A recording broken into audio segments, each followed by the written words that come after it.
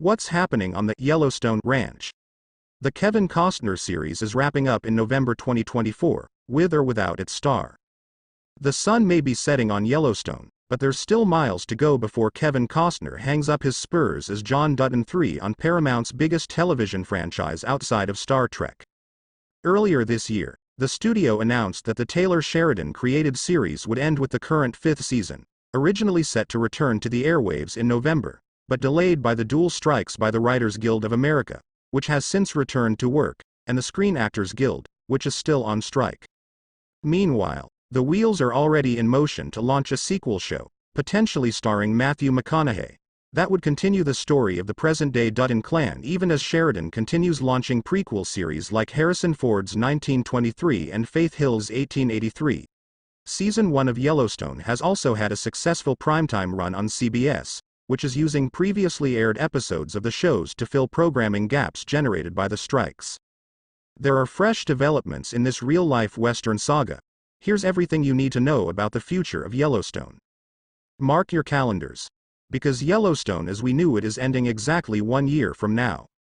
According to The Hollywood Reporter, Paramount Network has slated the final batch of Season 5 episodes, capped by the series finale, for a November 2024 premiere.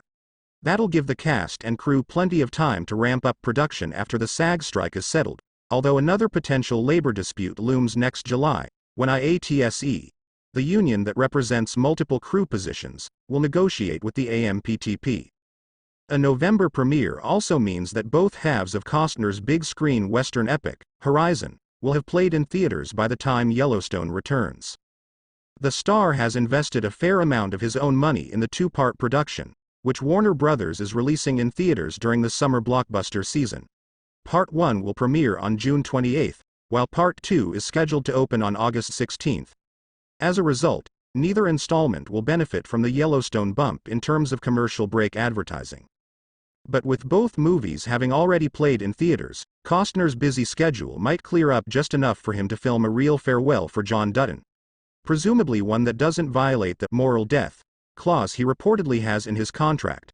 While Sheridan has reportedly plotted out a final run of episodes that won't require the star's presence, there's always the chance that they could mend fences before Yellowstone hits those happy trails.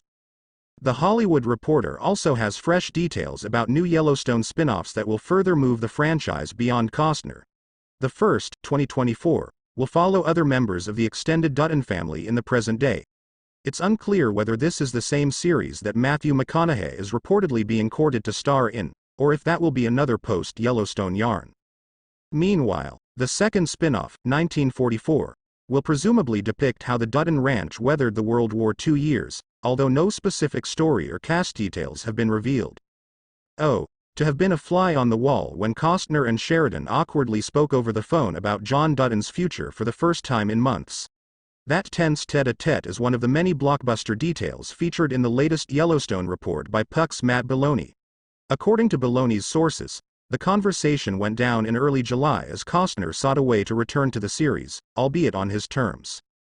The actor's representatives were equally eager to see him restored to the Yellowstone universe, not just for the second half of Season 5, but potentially 2 additional seasons. The reasoning reportedly was that a prominent berth on Yellowstone would be good for Costner's bottom line, as well as a marketing tool for his multi-part big-screen Western epic, Horizon. But that phone call turned out to be a major flop, largely because Costner came into the conversation with a list of demands, including more cash, fewer shooting days and script approval.